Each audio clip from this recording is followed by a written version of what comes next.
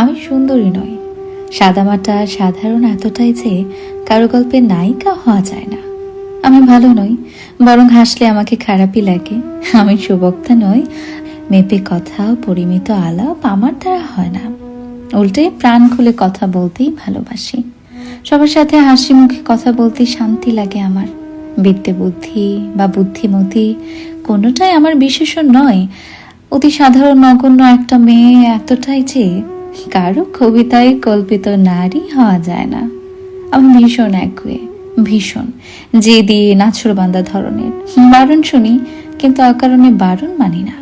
অন্যায়ের সাথে আপোষ করতে পারি না কোনোদিন।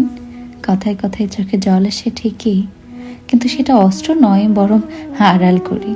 আমি ভীষণ রকমের ভঙ্গুর, কিন্তু টের পেতে দেই না, পাছে আঘাতকারীর অনুকম্পা হয়।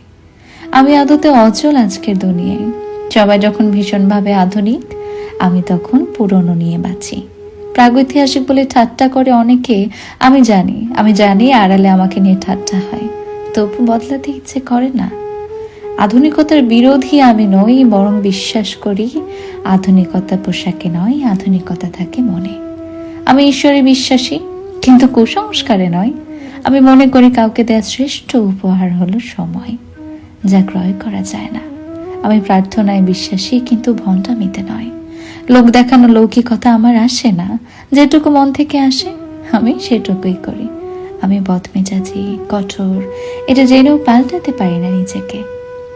নিজের অসহায়তা যতটা না পীড়া দেয়, তার চেয়ে বেশি পীড়িত হই প্রিয়জনের অসহায় অবস্থায়। আমি এরকমই। হয়তো তাই আজ পর্যন্ত কারো প্রিয় হয়ে উঠতে পারিনি।